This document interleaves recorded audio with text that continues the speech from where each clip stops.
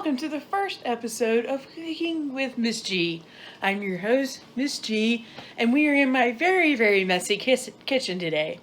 So today, I'm going to teach you how to make a buffalo chicken quesadilla, which is one of my favorite recipes. My roommate loves it too. So the first thing that you need to do is that you need to get some chicken breasts. Now, I usually always get the kind that's already trimmed, but it doesn't matter how much you have, just as long as you have enough. This is also an Instapot recipe, so if you were to put it in an Instapot and cook it that way, that would be perfectly fine. However, if you would like to boil it on the stove, I usually suggest putting a little bit of chicken broth in it, in that water. Makes it so good. So let's take a look. I've already cut the chicken up, and so I'm going to get ready to take it out of its wrapper. Now, it's always important to know that after cutting chicken, you want to wash your hands because this is all kinds of nasty stuff. We're going to plop it right in my Instapot. Get the other one. Plop. And I know you can see my dirty kitchen. And plop. So now I have 3 chicken breasts in there. I am going to seal up my Instapot. Isn't that a friendly noise?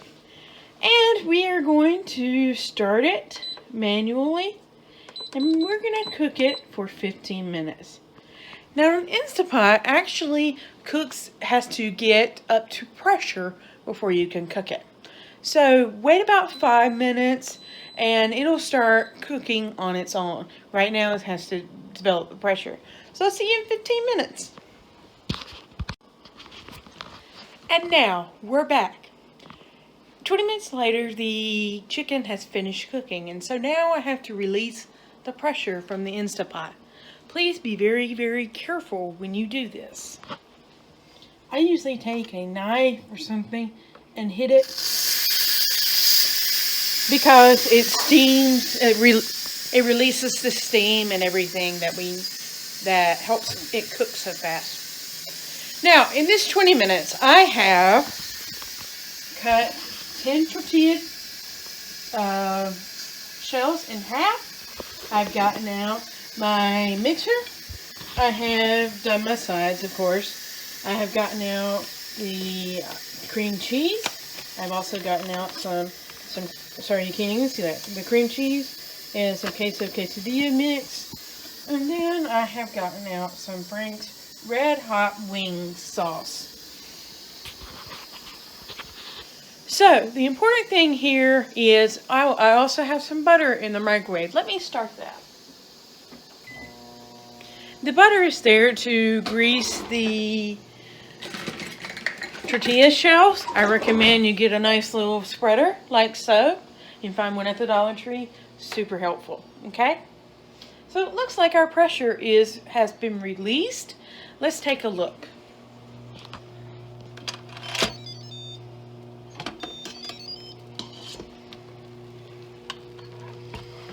So this does look cooked, but I always like to double check by cutting in. And if it is white, like it is here, you are all good. Now the next step that we need to do is that we need to drain all of the juices out. So give me a few minutes and let me do that. And welcome back. Now that the chicken is drained, I'm going to let it sit and rest for just a minute. I have melted my butter now, and as you can see, I spread it across the baking sheet, and now I am taking half of the tortilla shells and placing it on my baking sheet.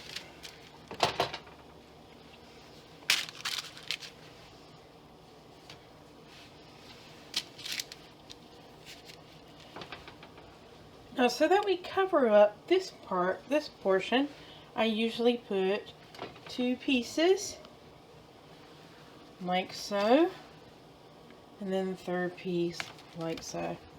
Now, on top of this, we will be putting our chicken mixture. So first, what I need to do is I need to plug in my handy mixer. Now when you shred chicken, a lot of people do it with forks and they spend time getting their hands hot and all of that good stuff. Not me. I'm not about that life. So go through and plug in a mixer. Alright, now when you try to mix up your chicken, it's important to keep it on a low setting, okay? Here we go.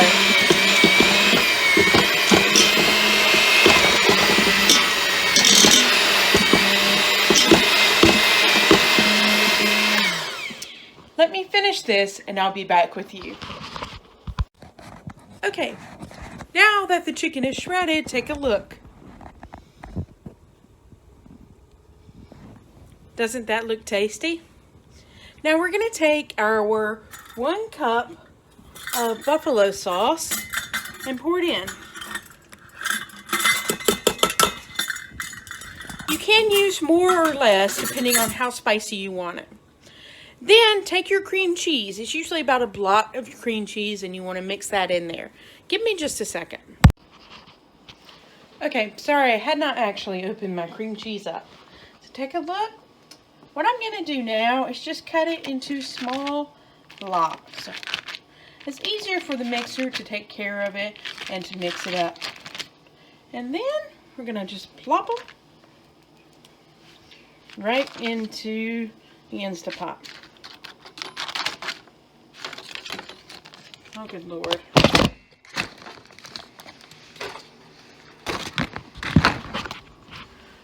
Sorry, it was stuck. Now you're going to take your mixer again and you're going to mix all this up.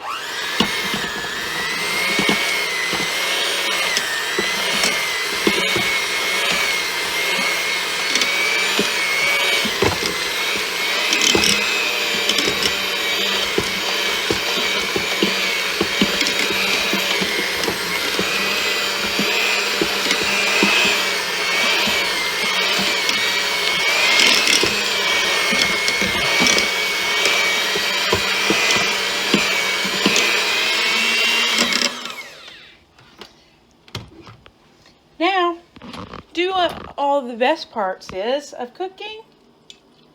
Take a small taste.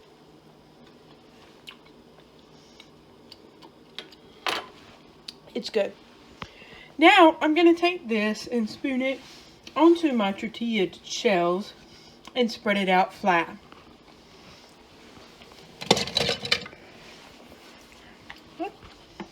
Let's move it over here. And just dump it on right there and spread it so that it's flat.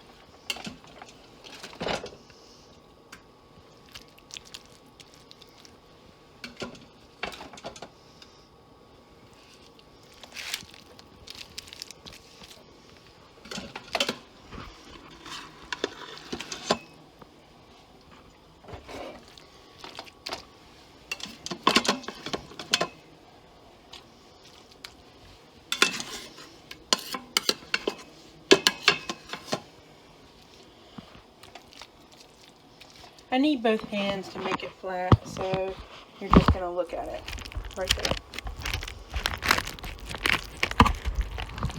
So you want to get this as flat and consistent as possible.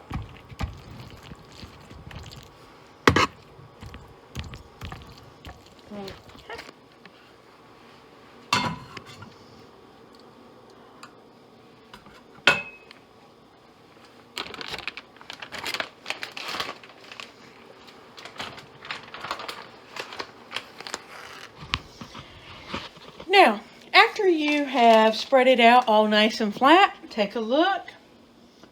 Doesn't that look yummy? You're going to spread some cheese on top. I'll show you what it looks like in a minute.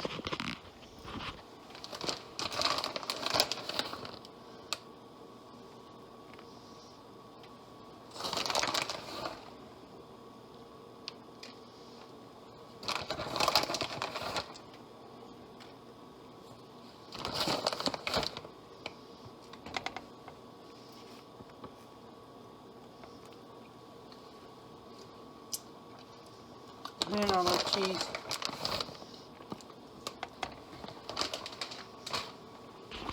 Alright, and now that you've got all that cheese on top, now you want to do the other part that right over here. Sorry.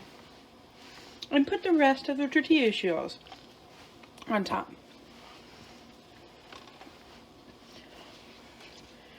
Doo-doo-doo.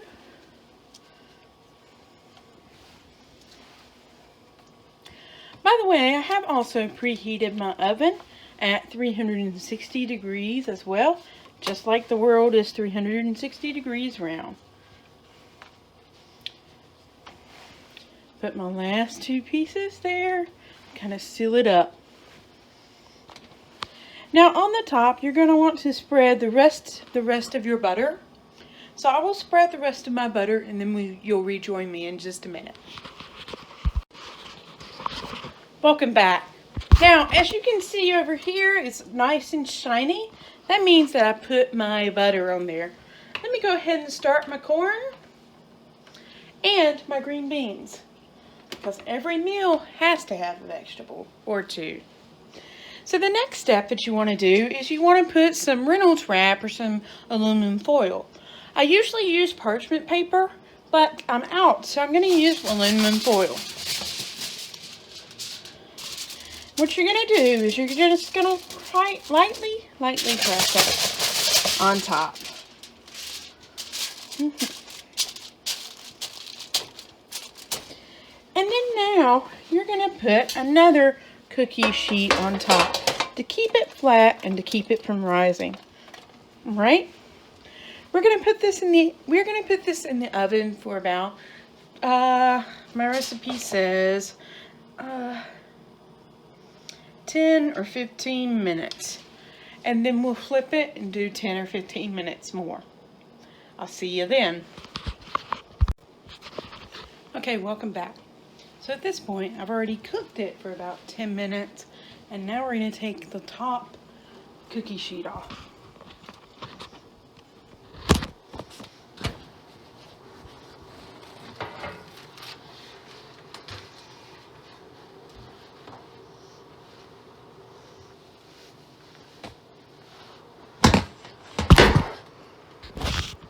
It's also important to note that when you take the top cookie sheet off, you also need to take off the parchment paper. Now it's going back in the oven again for about 5 minutes. Okay, welcome back for the last part of this section. So we have been cooking this for the last 5 minutes. Let's check it out.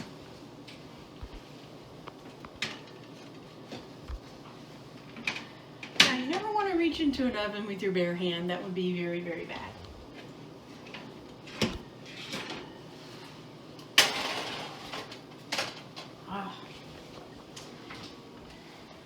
Always be sure to turn off the oven, safety first. And now I recommend you cutting this and enjoy your episode of Cooking with Miss G.